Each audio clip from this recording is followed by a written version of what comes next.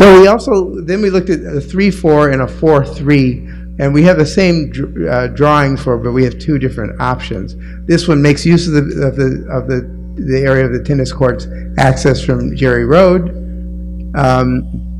and builds a large building sort of built horizontally like that, sort of hovering over the sanctuary. Then in order to make the Baker big enough, because that takes out the 1950s wing, we were finding we had to add an academic wing adjacent to the existing Baker.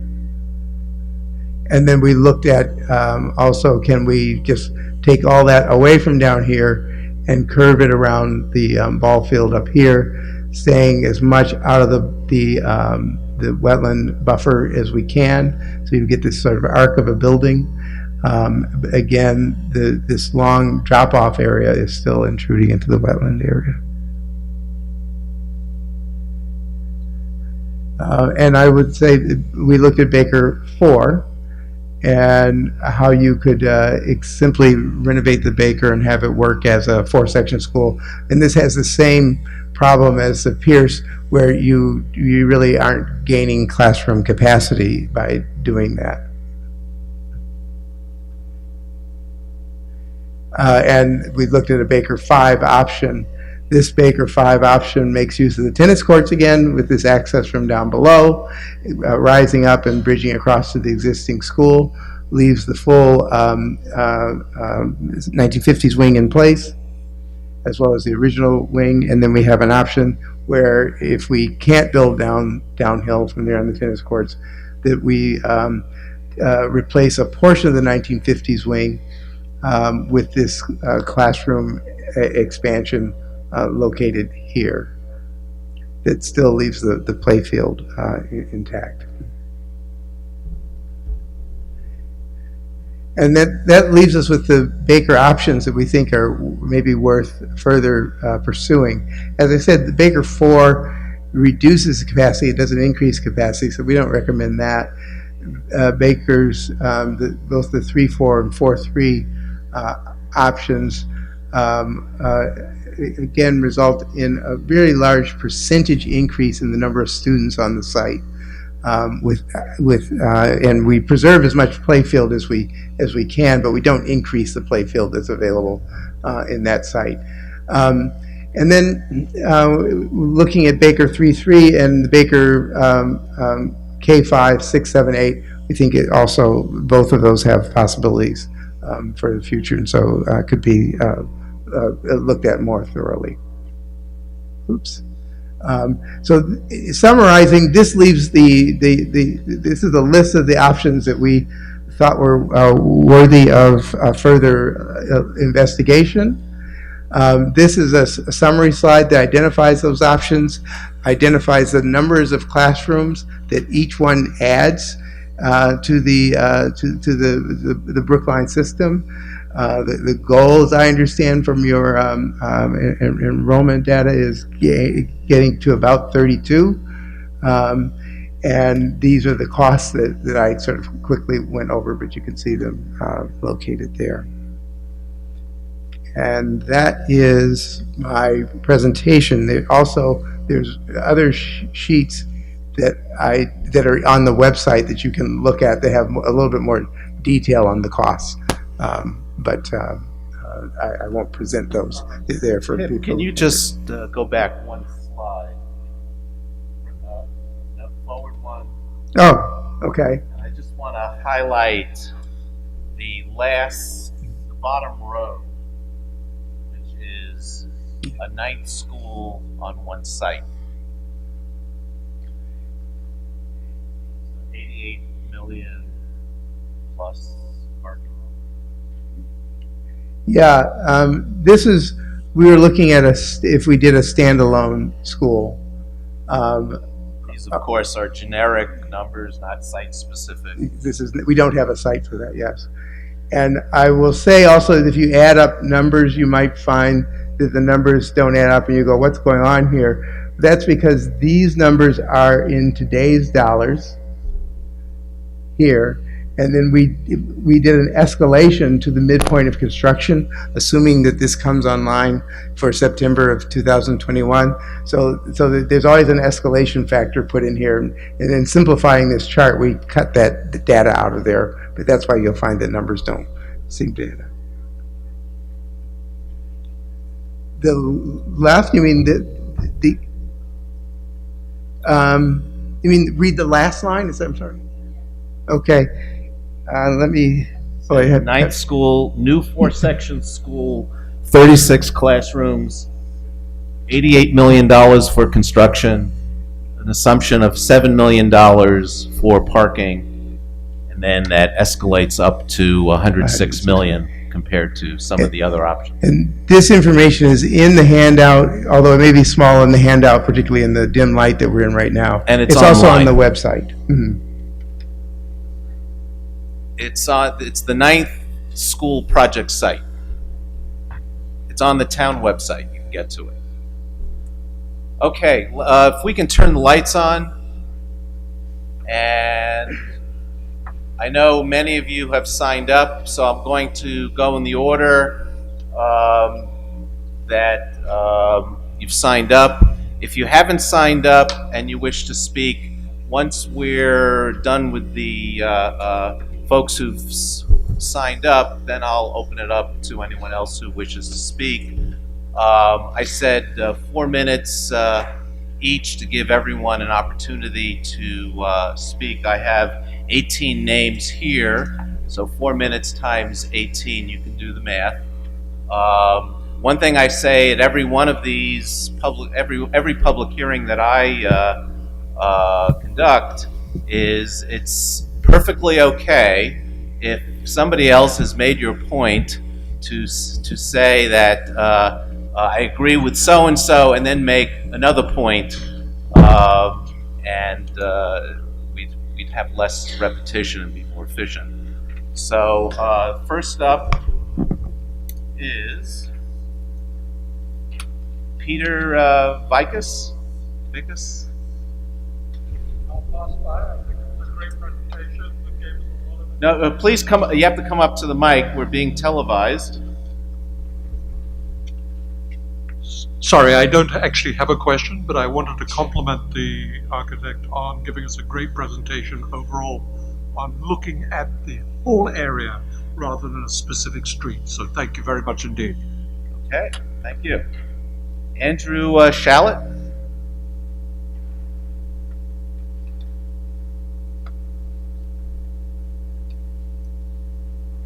Thank you. I'm Andrew Shallett. Live on Griggs Terrace and have 2 kids in the Pierce School. I want to start by thanking the Select Board. I think I got the terminology right there. Yeah, this week. Yeah. And the school committee. It's been a long slog, and I appreciate your endurance. And thanks to Pip and the others and Joe from HMFH. As a Pierce parent, my message is pretty simple, and that is yes in my backyard.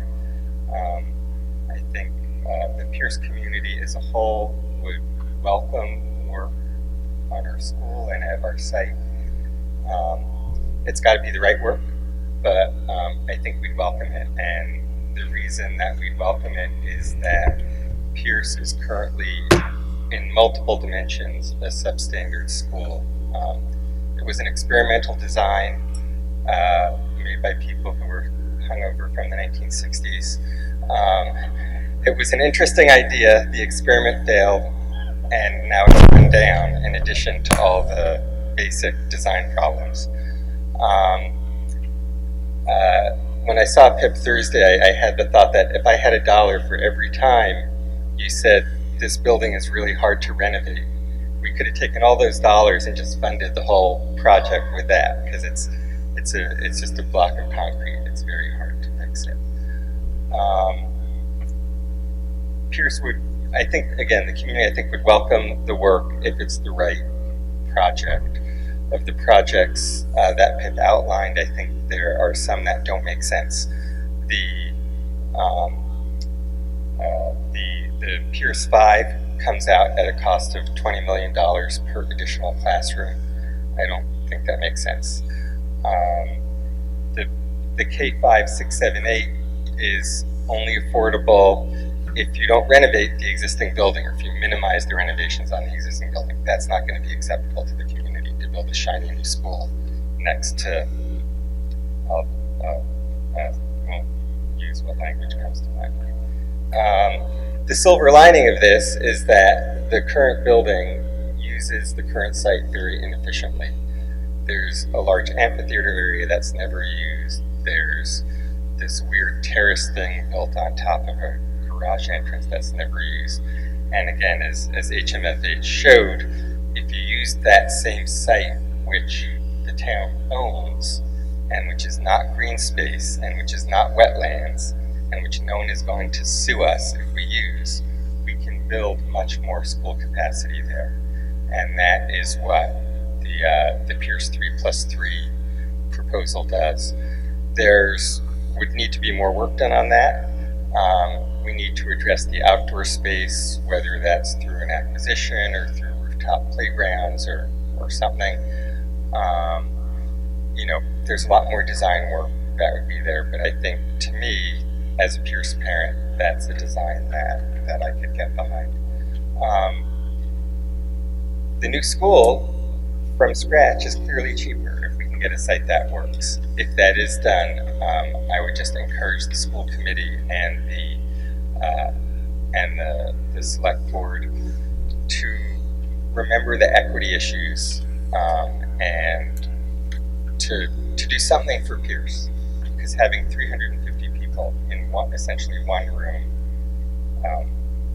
doesn't work for educating our kids. Thank you very much. Thank you.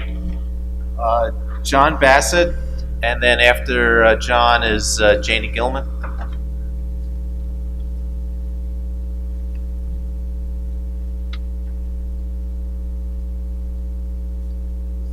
Thank you. I'm John Bassett. To be brief, I was a Pierce parent in the 1970s, and then there were about 450 kids. It worked okay. There have always been problems, but it, on the whole, was a reasonable school and good in some ways. It's not entirely ridiculous. I think it might make more sense to keep it and build around it and avoid the problems of finding swing space.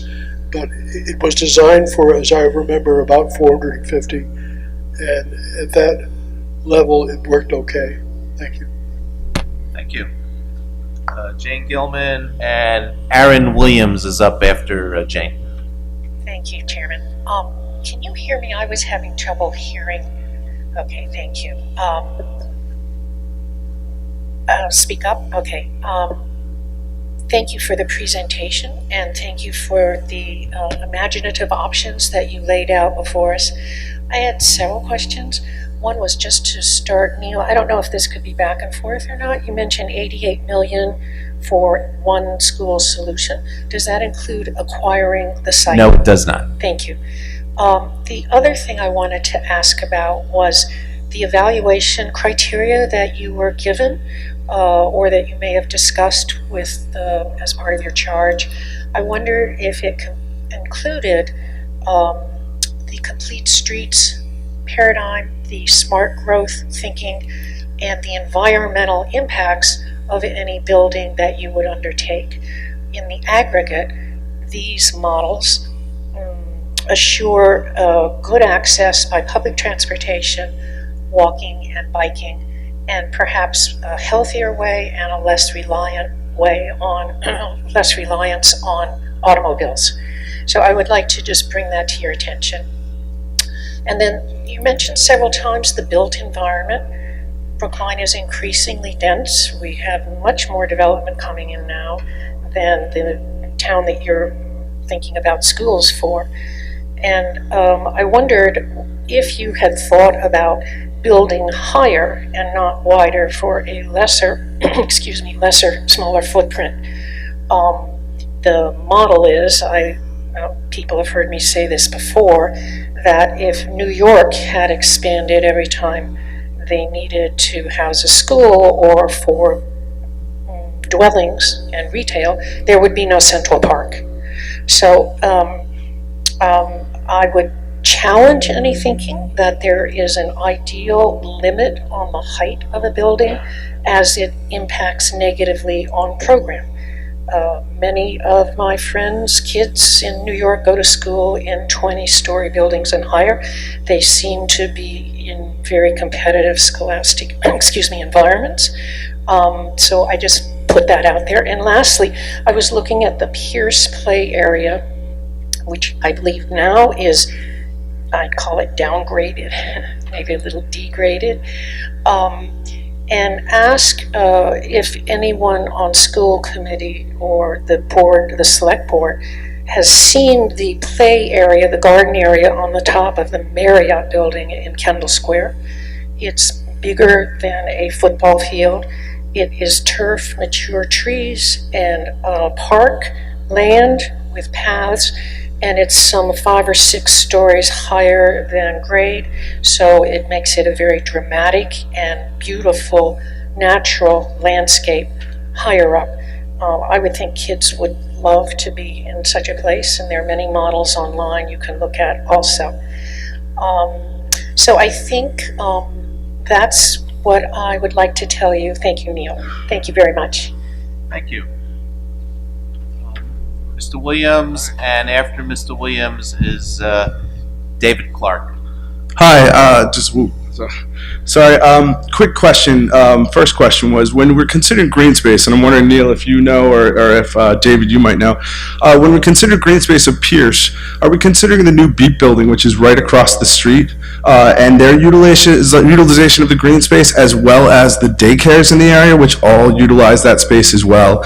That's a concern to me because they all have time slots, and I know that it's sort of a big shared space. So it's a big concern to me about green space. We talk about green space, but we ignore all that other stuff. I'm assuming since there's no green space at the build for Beep, that they would walk across the street and utilize that space as well. So I'm just want to see if that's in the consideration, and that concerns me because suddenly we talk about green space being accessible and having enough room, and now suddenly we're downgrading the space and downgrading our children. I have 2 children at Pierce right now, a second grader and a kindergartner.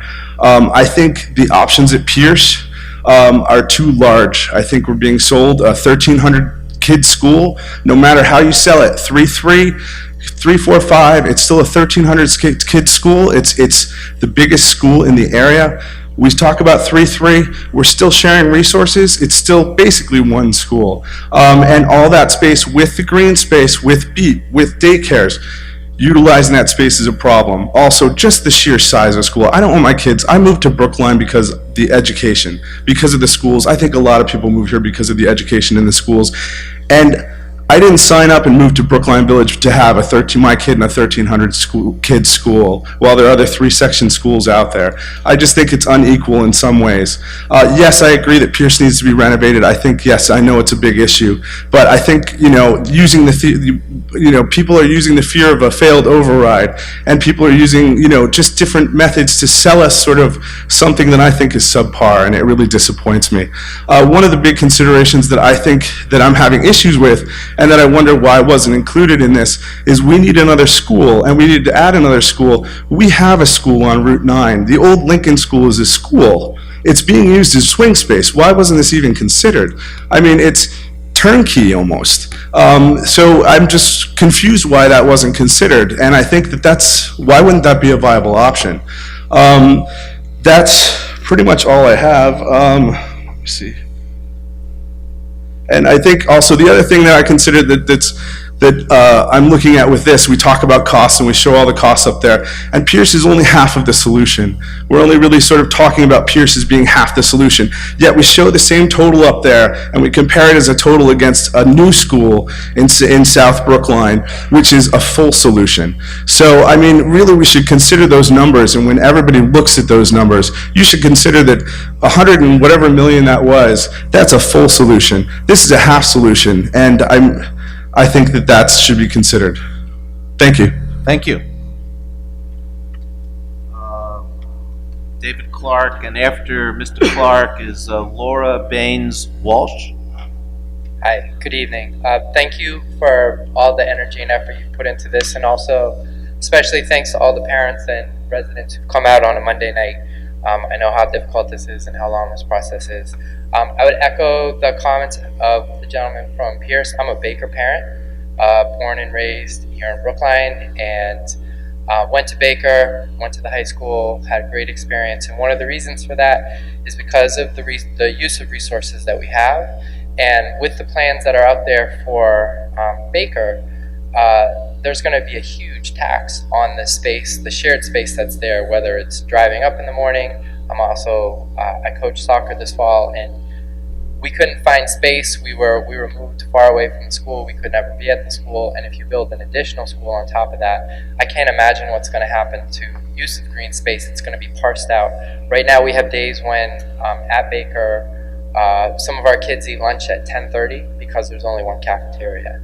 And so if you met that out into public space, green space, parking space, theater space, whatever the shared spaces are going to be, it's going to be totally overwhelming. I want to second the comments of the other gentleman by looking at a second school in South Brookline begins to divide out where those pressures are, while at the same time maintaining the quality of some of the resources that we have here at our fingertips. So again, thank you for all of your efforts, but I'm glad to hear that the 2 additional sites are not off the table.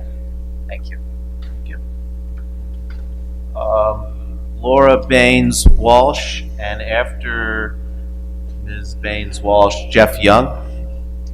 Hi, I'm Laura, and I'm a Baker parent. Actually, I'm a parent of a kindergartner, so I've got a long way to go to get through the Brookline school system. I am also concerned about the science of not just Baker, but a lot of these solutions. While the architects have drawn up beautiful drawings, thank you for that, I'm wondering about pedagogical studies, about how this will impact education. When you're talking about having 1,300 kids in one site, how does that impact the quality of their education, the quality of the community? When we're talking about adding to Baker, but there's no addition to playground space, and in some of those instances, a loss of green space, I don't see how that could possibly not impact our students' education. Recess is an important aspect of that education. The mind-body connection is there. If an 11-year-old is stationary for 8 hours a day, they're going to fidget, they can't learn. So we have got to make sure that there is space available for not just the kindergartners, but through the system to be able to move, to run, to play, to participate. It's good for their brains, it's good for their bodies. I worry about, with some of these solutions, what happens to the children while we're building these sites? So if Baker is being renovated and expanded, what happens to the current Baker population throughout that time? Also worrying about, again, this sense of community, but also the impact on the environment in the area. How many trees would we have to take down? What impact would that have on the wetlands? So these are all concerns that I have. Thank you. Thank you. Jeff Young, and after Mr. Young is Deb Becker.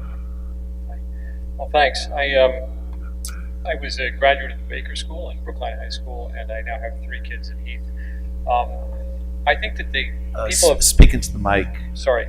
There you go. Thank you. 3 kids in Heath. I think that people have touched on some of the important points here. To me, the most important point, the reason we moved back to Brookline with the kids, is that Brookline has a tremendous school system built around walking neighborhood schools. It's good for the kids, it's good for the community, it's good for the environment. We need to look at where the new and increasing population is. South Brookline, North Brookline. We need to have a school that's there. I think people have mentioned, no one's brought up yet, equity. Equity is about having a quality, walking neighborhood school for every child in Brookline. It's not about busing kids halfway across town. You're talking about adding 570 kids to the Heath School, where there's no projected increase in population. That is, of course, the downfall also of the Baldwin and the Pine Manor plans.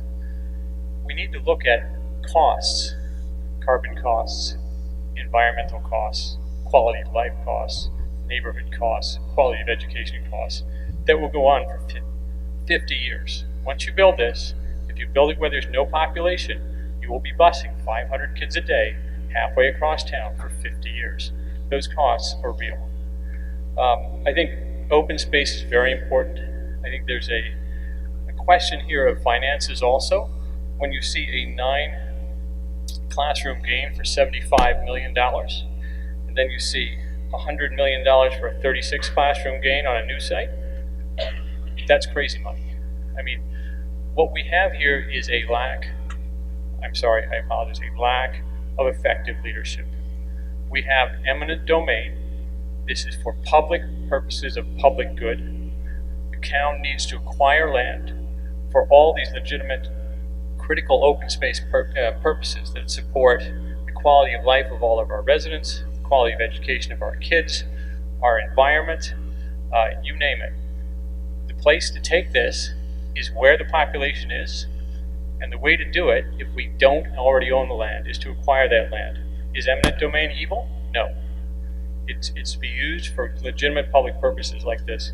So I think that while I appreciate these are very creative solutions that have been put forward, some of them, the Lincoln one, obviously, the Heath one in addition, make absolutely no sense. Thank you, and just for the record, we are using eminent domain. We just seized a property, acquired a property by eminent domain for the high school. So we're very well aware of eminent domain. Thank you. So Deb Becker and then Charlie Robbins. Hi, I'm Deb Becker. I'm a Pierce parent of a first grader, and I have another one coming up who's in preschool. So I'm echoing a lot of what Andrew had mentioned. Absolutely, yes for Pierce, yes in our backyard. And first of all, again, wanted to thank everybody for all of the work that you've been doing. But the new 3-3, please, please, please. Anyone who has been through Pierce, it is a really, really tough school for kids to learn, and the teachers do a phenomenal job, but when you look at the physical space, it is a huge challenge. Again, we've heard over and over again, and I heard about it long before this process of trying to do even minor renovations to Pierce to support the students who are there now is incredibly difficult. So please do consider that. One of the first things that was put up today when Joe was talking was all about equity. So if there are 2 sites at Pierce, equity for both buildings, because we do not want to be in a position of the old building and the new building. It just creates even more challenges. In terms of open space, please be creative. There's in every one of the drawings that went up, there's a really big parking lot by Town Hall. I'm sure there's an additional expense, but what are the options of putting that parking lot underground, creating great open space there that would also help Brookline Parks and Rec? I'm sure it's expensive. It's already underground. No. That parking lot's on top of a parking lot. Okay, so go deeper. Find other ways, but even repurposing other open spaces to make them more usable for open play space area. And I think the other big piece that I just wanted to mention, I know Superintendent Bott heard this loud and clearly at the PTO meeting a couple of weeks ago. If Pierce is not included in this 9 school solution, it's going to be not only a bitter pill to swallow for the community, but we're looking at big overrides that are really necessary. If Pierce is not included, there's not going to be an appetite in the community for yet another renovation, and Pierce is going to be continuing to fight this battle for years and years to come. So thank you very much. Thank you. Charlie Robbins and then Tal Kennett is after Mr. Robbins.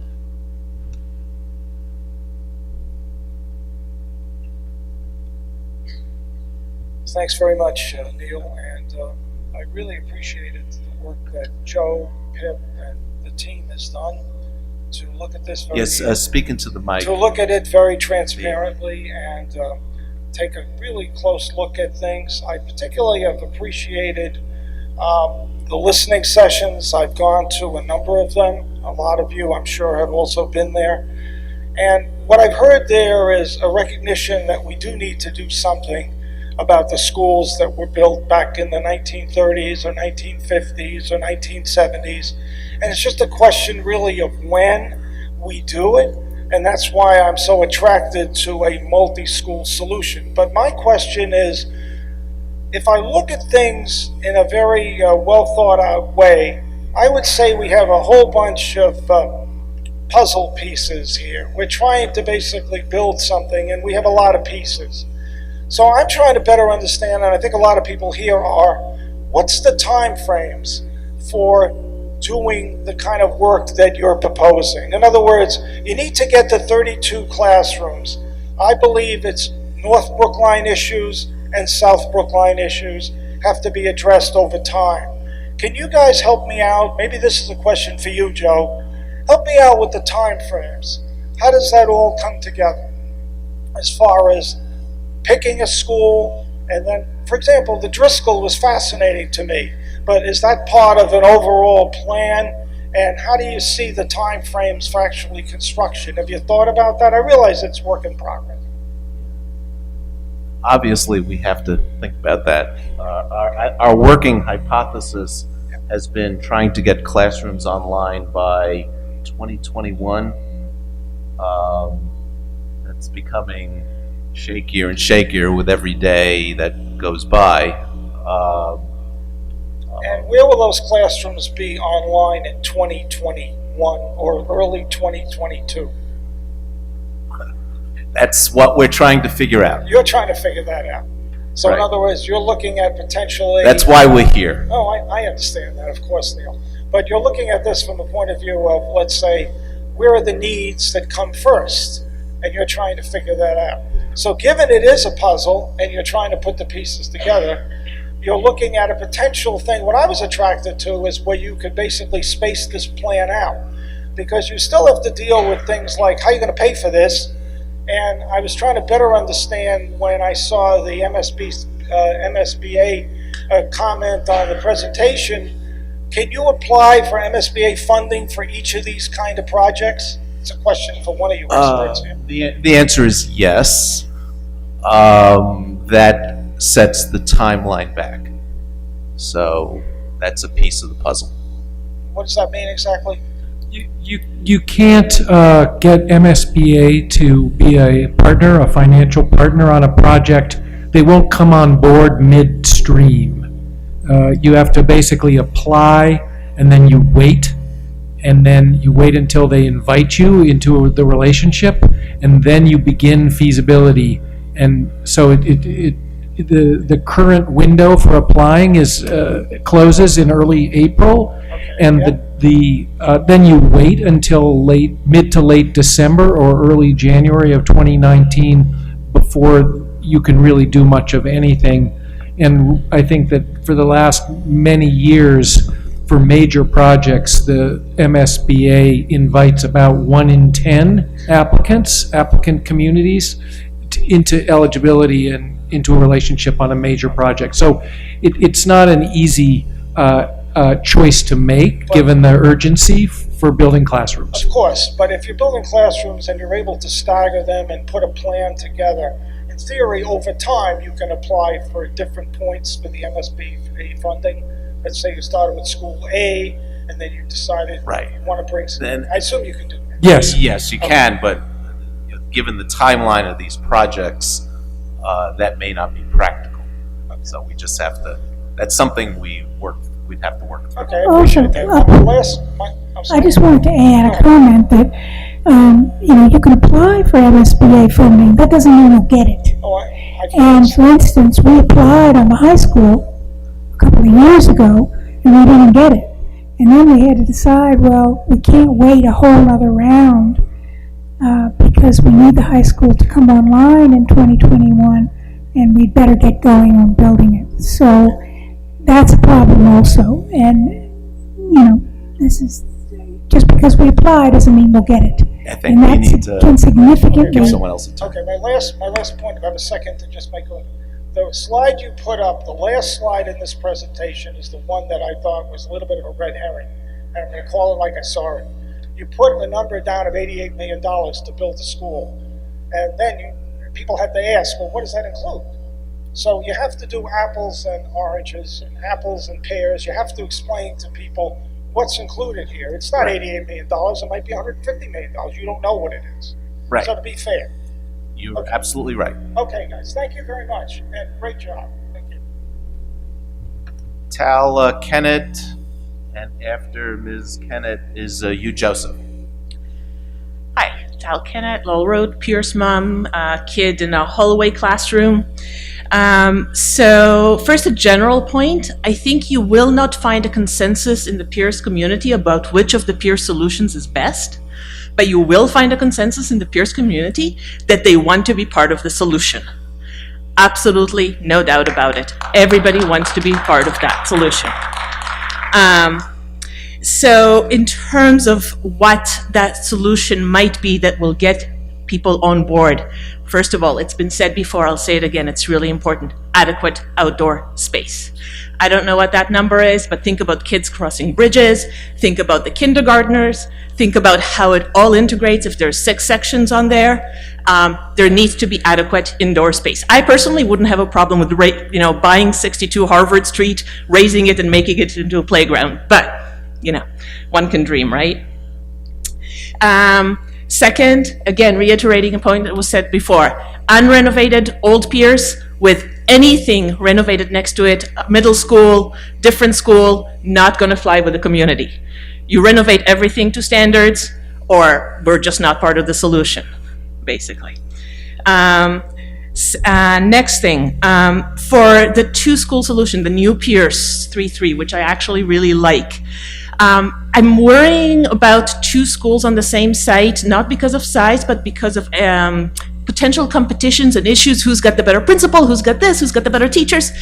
Instead of that, has there been any consideration given to the idea that was actually proposed as part of Baldwin that I really liked, of creating academies, make it one big 6-section school, but have a K-2 academy and a 3-5 academy and a 6-9 and a 6-8 academy, operating almost autonomously, sharing facilities, but creating sort of the smaller field by dividing it into 3, and have one big 6-section school that's managed along these lines. I don't think personally the difference between 5 sections and 6 sections is what's going to make the difference between good education and bad education by the time you get to being that big.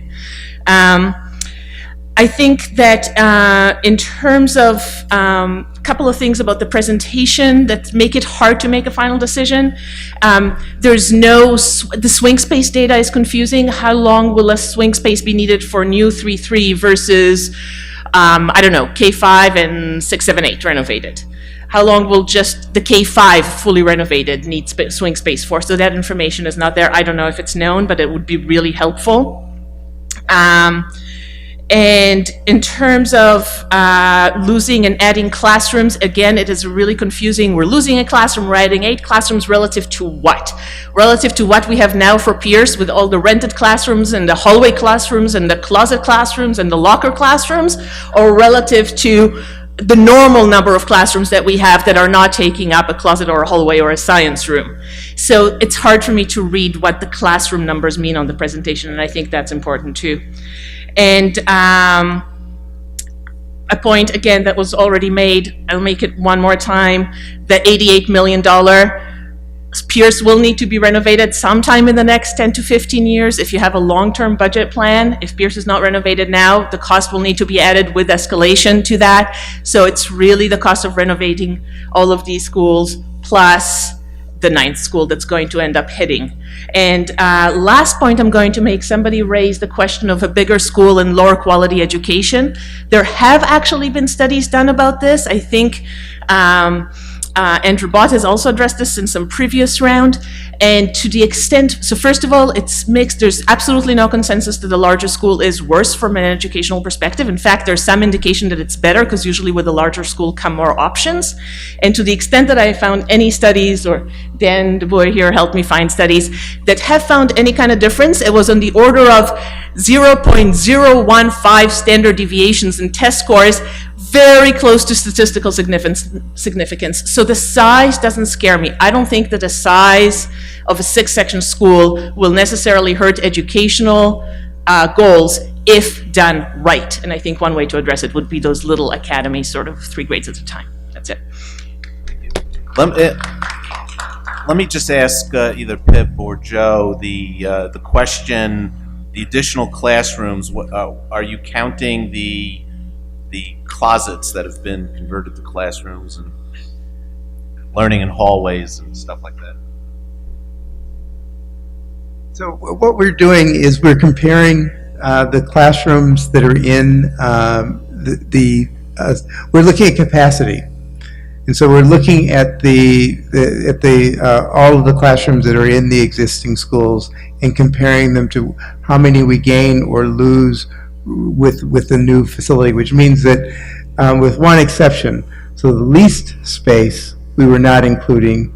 The modular classrooms at Baker we are not including in the count, but the classrooms that are in lockers we were including. I'm saying that sort of facetiously. I don't know what classrooms are in lockers, but we were informed there were 30. Our count is 37 classrooms that are not including the 4 leased classrooms at the Pierce School. I'm not actually aware of any classrooms that are actually in lockers, although I must say before we did the devotion school, we certainly saw a classroom in the locker room down in the basement of devotion that fortunately is not there anymore. It does include all of those open classrooms that are sort of crowded into that open A wing of the building. And our classroom count, when we say we're renovating it, alters that and decreases the number of classrooms in those areas in order to make them function better and to make them acoustically perform. Thank you. Mr. Joseph, and after Mr. Joseph is David Silverberg. Hi, I'm building just on a couple of the 2 prior comments before the other gentleman. What we're looking at now is a series, an admirable piece of work by Mr. Connolly, adding, half a dozen options at almost half a dozen schools to what was prior to that consideration of just one option and then a subsequent single option that isn't really under discussion tonight. But we're here because those options weren't obviously going to be easy solutions. And neither are any of these that I've seen tonight. The complexities, the design challenges, and the cost especially, when you try to combine these things, means that we still don't have any straightforward solution. That being said, and commenting on this kind of issue around apples and oranges, the idea that there is some kind of easy single new school solution to go back to after we've just spent several months looking at these doesn't make a lot of sense to me because of what was said before. It doesn't take away from the fact that from a financial point of view, all these schools are going to need renovation, and sooner than later. So what I'm trying to get to here then is that you add the high school costs to that and the override, and you've got not just a challenge of what it's going to cost, but of getting the town meeting and then the public, the voters, to override on what could be multiple very expensive options. And we've never had that in all the decades I've lived here, where we have so much coming onto the table that we're going to ask taxpayers to cover. So we better be sure that they're going to pass, because we're at a point now where there's a risk. Okay, so given that the timeline is 2 or 3 years, 4 years away, and we risk questions about whether town meeting will okay this, and then whether the taxpayers will pay for all of these 1, 2, 3, and there are other overrides on the table. I just want to make one other request, which is that in relation to the decision-making process of a year and a half ago, in which there were 3 options on the table, and then Baldwin was chosen, and then when Baldwin doesn't work out, there was a process that still isn't really clear to me that happened that brought Pine Manor onto the docket, and then we ended up with this process. That in your next decision-making process, that you not go back to what you did before, where you combine 9 school committee members with 5 board members, select board members, and then sort of in some arbitrary manner for which there had been no precedent that I had ever seen here or in any other town, that the 9 members, in essence, get a majority of the decision-making.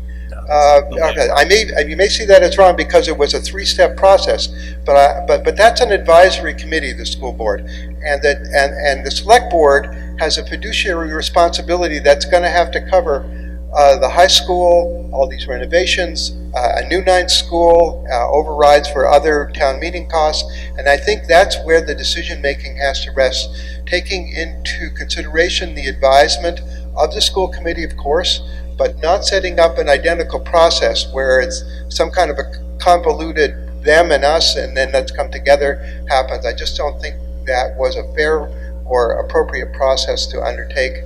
And so let's get back to the select board to make this happen. Thank you. Thank you. David Silverberg, and then after Mr. Silverberg is Martha Gray. Hi, Dave Silverswite. Thank you so much. First thing I want to do is repeat the thanks for this process. I think that my faith in town government compared to last fall has really been restored in terms of the transparency and the sophistication and the comprehensiveness with which things are being viewed now, regardless of what happens. So thank you for that. From what I take away from the presentation and the thoughtful architectural studies to date are, and the overall conversations are, let's build where the students are. Let's build where the community wants it, if at all possible, so that one transcends the sequelae and issues that come when that's not the case. There are badly needed renovations. We've heard, in fact, that it's probably an underestimate of how much we would gain with new classrooms, because some of the things that are currently being counted as classrooms really shouldn't be counted as classrooms because they're not sufficient for adequate learning for any child, ideally. The learning environment needs to be improved no matter what at the existing schools. So as was said by many people, you pay now or you pay later. So to include that as the solution and kill 2 birds with 1 stone and renovate, get to code, provide the adequate resources where the kids are, where the neighborhoods are, without having to do the busing, makes sense. I would agree with the notion that a 9th school at a completely new site would, if it entails eminent domain, would be money. If there are legal issues, if there are uncertainties, that would be money and time. And there would need to be the renovations, again, anyway, built in to the, in addition to the land cost, built into the existing schools like Pierce and Driscoll, etc. So when I think of all of this, I think that it's worth, even if there's some extra cost in doing it in a multi-site solution incrementally, it's more likely to pass the town. There are communities that we've heard that want these things. If I were to look dispassionately right now, my sense is that Pierce and Baker represent the best combination for North and South Brookline, for a whole bunch of reasons that I could go into, but that I think were fairly evident with the comparative presentations. Thank you very much. Thank you. Martha Gray, and after Ms. Gray is Jim Franco. Martha Gray, I'm going to yield my time. Thank you. Okay. Mr. Franco, and after Mr. Franco is Michelle Morrissey. Jim Franco, Precinct 1, live on Amory Street. This community has been at this process for a long time through B-Space and all the way up to tonight in this multi-step solution. It seems to me that the sequencing is really important because I remember the former school committee chair saying we not only need a 9th school, but there's a 10th school on the horizon. Therefore, it seems to me the sequencing of this process is really important, and maybe we should go not discard these multi-school solutions because they're going to happen anyway. But to get something built, we might have to do it very quickly. with respect to I just want to make one other point about large schools. It seems to me that we're going to be occupying devotion, which should be the biggest or largest have the largest enrollment in the Commonwealth. And how we manage that, or learning to manage that and see how it works, would be helpful when we come to a large school at Pierce, Baker, or elsewhere. Thank you. Thank you. Michelle Morrissey, and after Ms. Morrissey is Erin Segev. Michelle Morrissey, I'm a Baker parent, and I'll be relatively quick. With all due respect to the Pierce parents who clearly really want and need a renovation, my concern is that none of the solutions here that are partial actually really address the fundamental need for 32 classrooms. And I'm curious when we're going to get public information on Pine Manor. I don't have a date. Ish? Next couple of months. Next couple of months. And you'll be waiting to make a decision until you get... Oh, yes. Yes. Okay. I think that there are a lot of us here who really want to see a 9th school in a dedicated site. Thank you.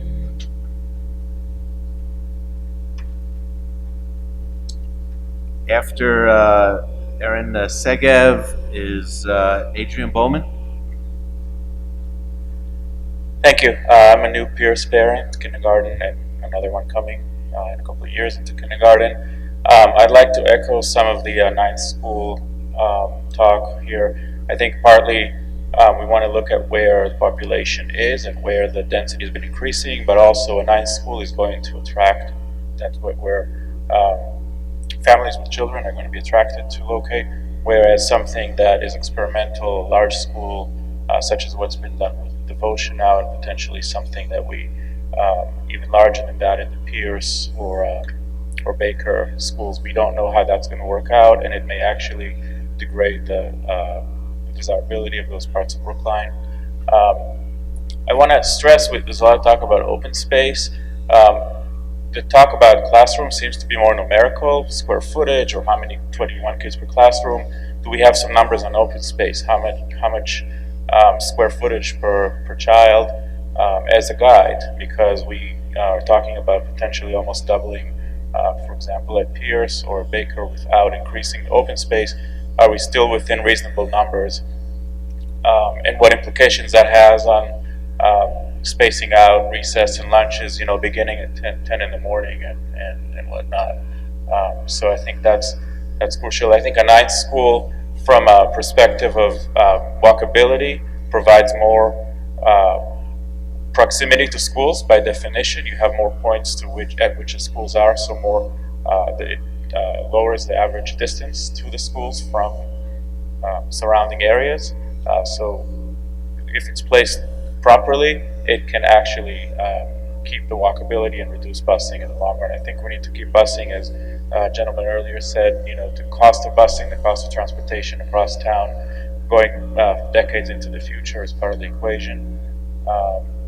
And I think when we're talking about the overall cost, perhaps a 9th school doesn't address the issues that are needed at Pierce and at some of the other schools for innovations, accessibility, etc. But to the extent that a 9th school provides savings, those savings can be used to at least pay for the necessary innovations in some of the other schools.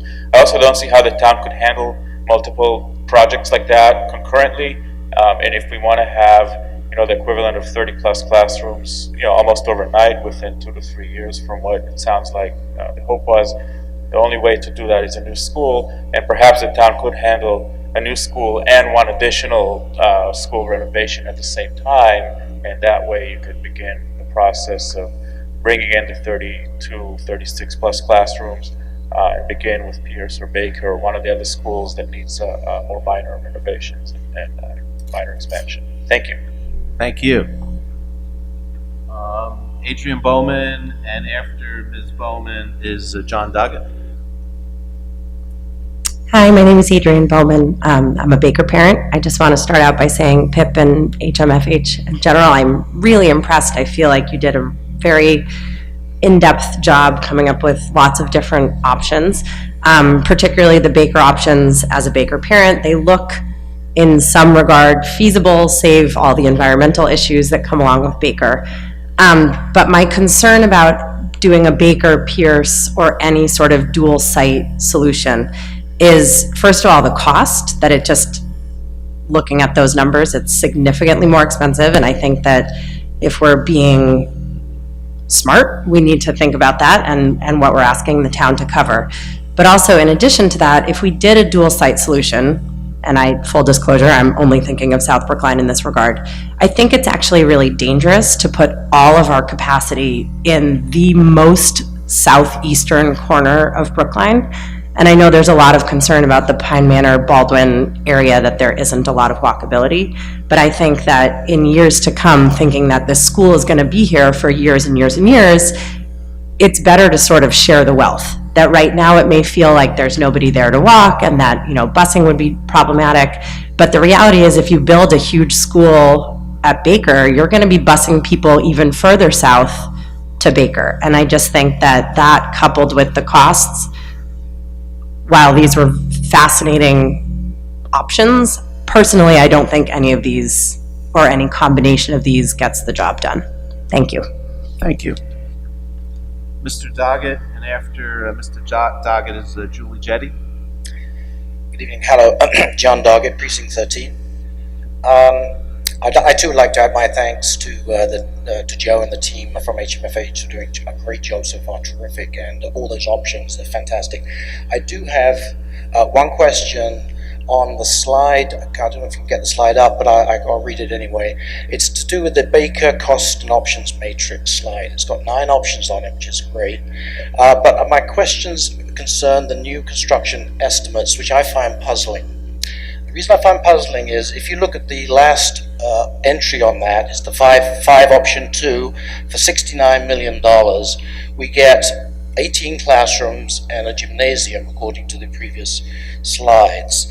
Then the K5 option is $107 million, and we get 18 classrooms, a gym, as before, but now we get a cafeteria, which to me looks like a $38 million cafeteria. Again, I may be missing something here. And then I go to the top entry, which is $130 million, which is the so-called 3-3 option, has 27 classrooms, gym, cafeteria, for that 130. When I go to Pierce for $136 million, I get 54 classrooms and a gym and a cafeteria, in fact, a complete school.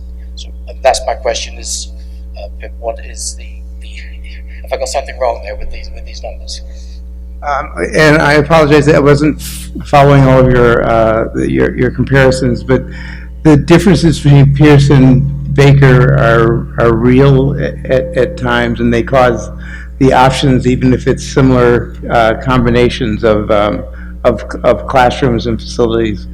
It has to do with, for instance, at Pierce, we can make do with more existing classrooms. And whereas at Baker, the cost of like a K5, 3, 4, 5, 5, 6, 7,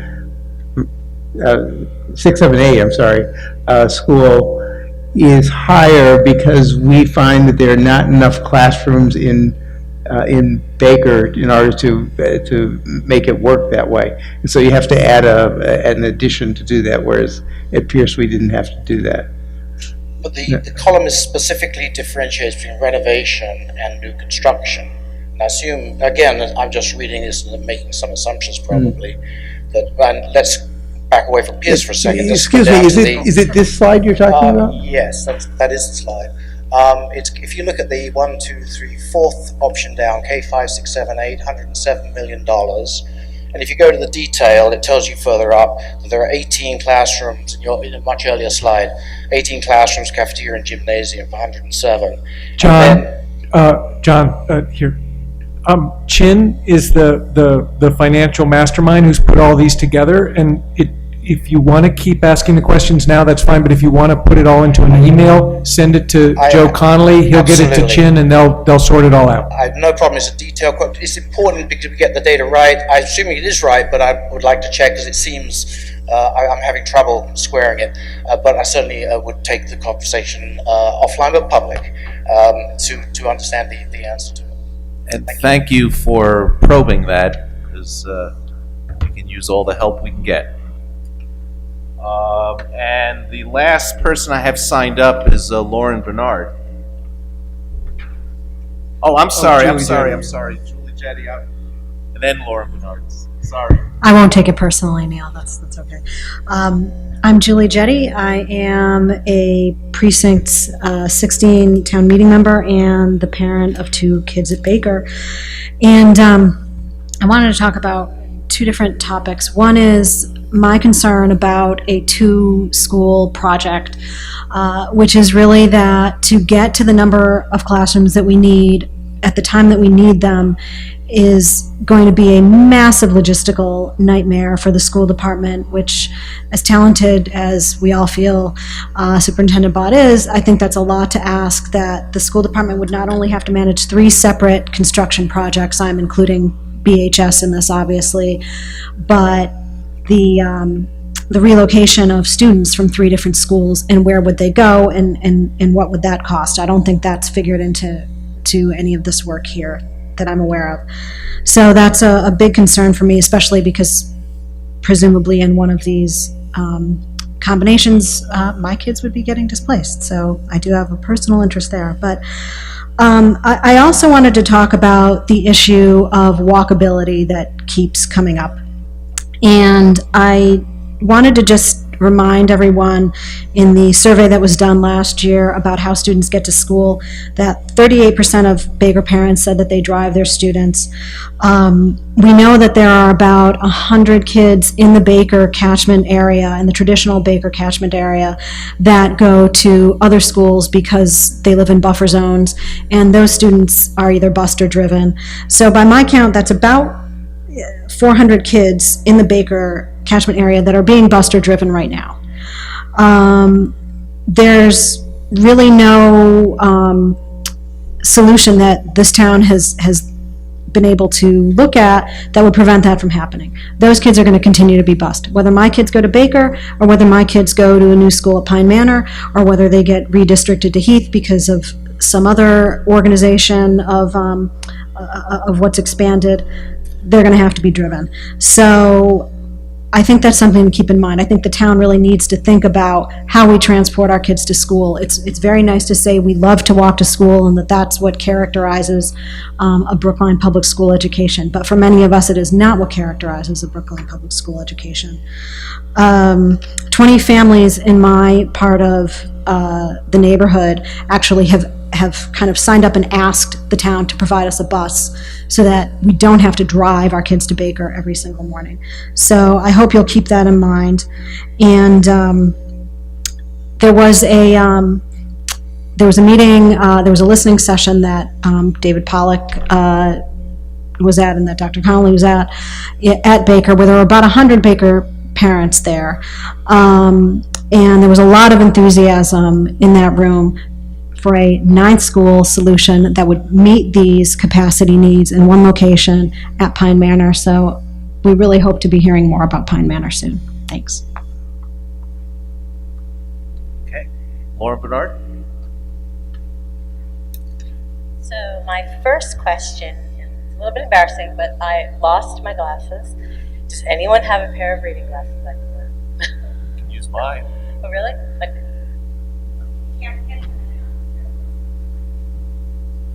Select board.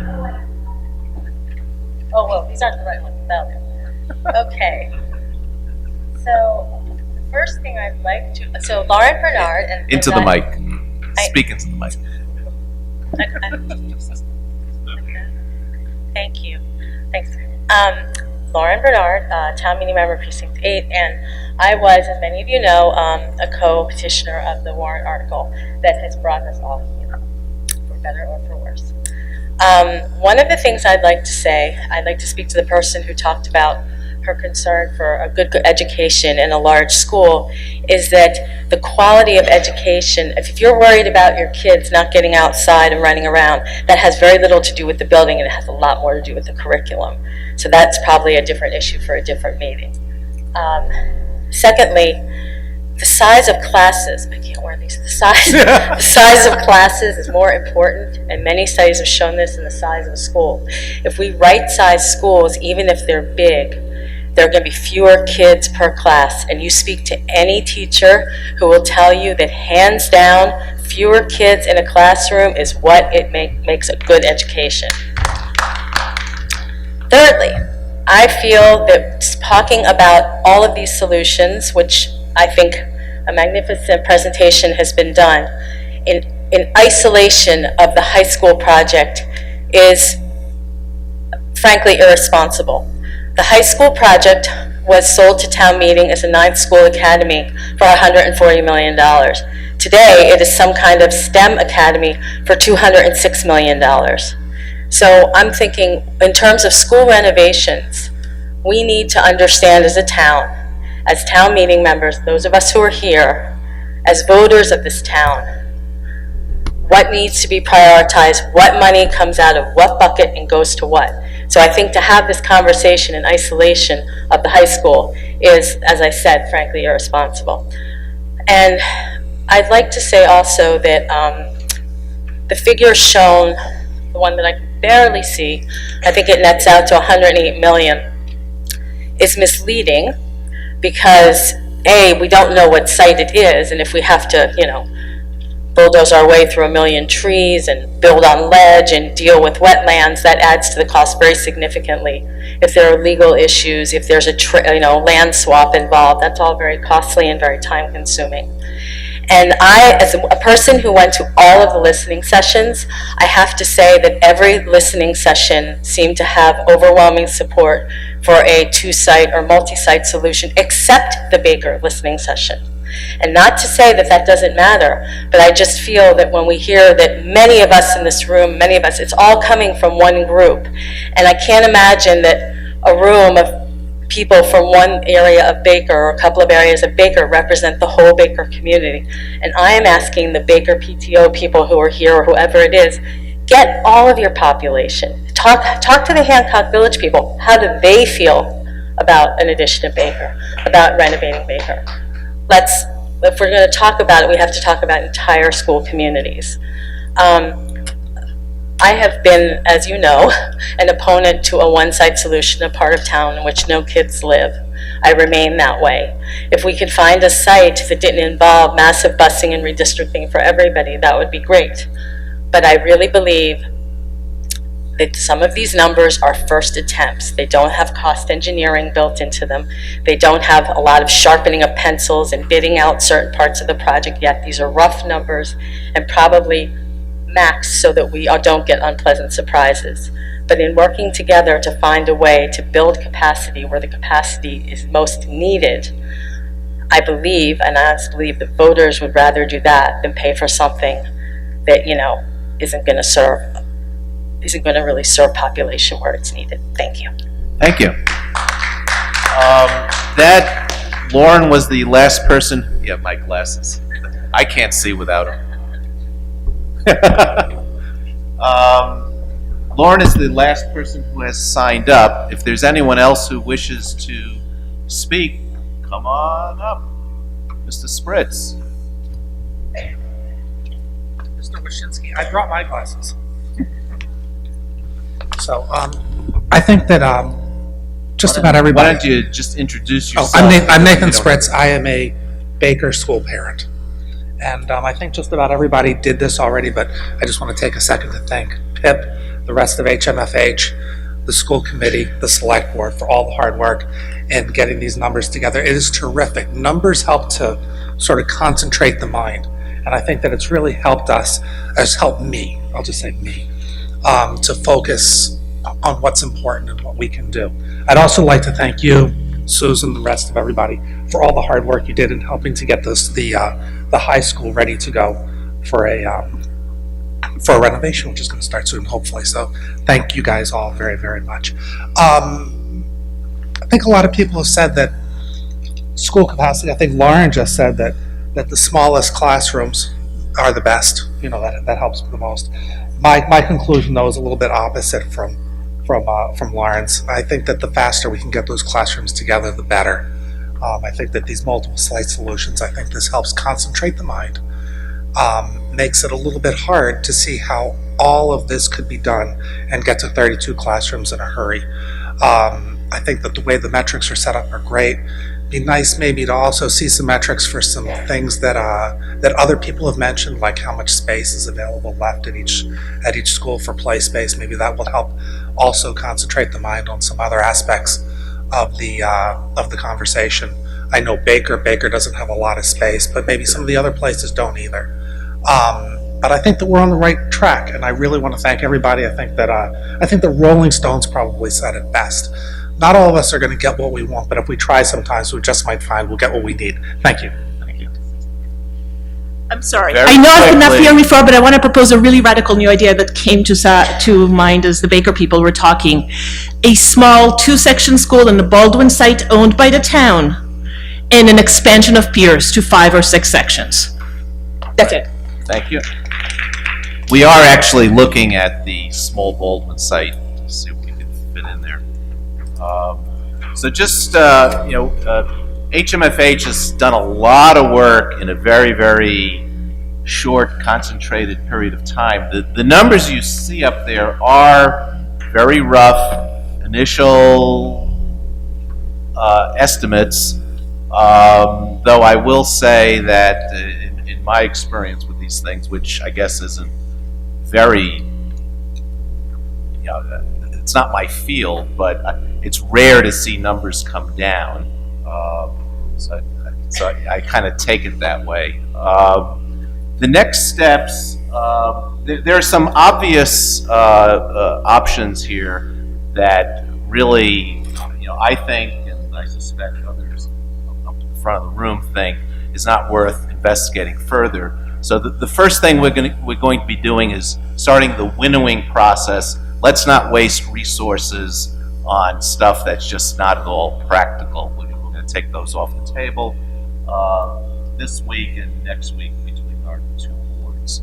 A couple of things we are working on is some more detailed selection criteria to include some of the other quantitative and qualitative things to consider to make the selection process a bit more structured. And what else? Someone passed me a note. And let me ask if anyone from the school committee wishes to say anything, and I'll ask after that if anyone from the select board wishes to say anything. I'd just like to offer a clarification about the cost figures and the detail in general. I encourage everybody to download the PDF presentation from the internet and look at it in the comfort of their home on a large screen, because there's a lot of detail there that we sort of maybe weren't getting to tonight. And in terms of for instance, the $108 million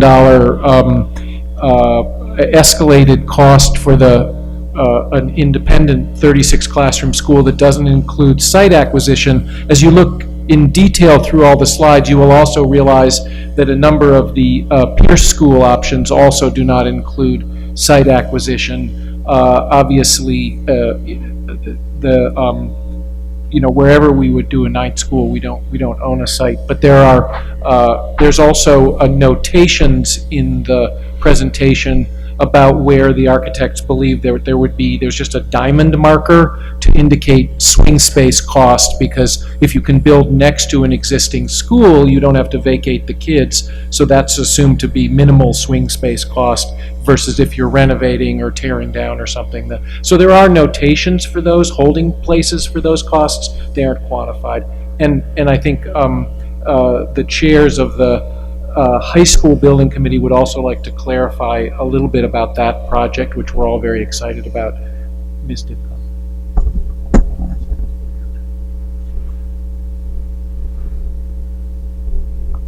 Sure. There will be a public hearing on the high school project on February 26th, as Select Board Member Wyszynski mentioned. I just want to clear up one possible confusion. There is no STEM Academy anywhere in that presentation, so I'm not sure where that started from. There's a building with a number of biology, chemistry, etc. classrooms, but there's no STEM Academy notion. And there still is a building on the site of the 111 Cypress building.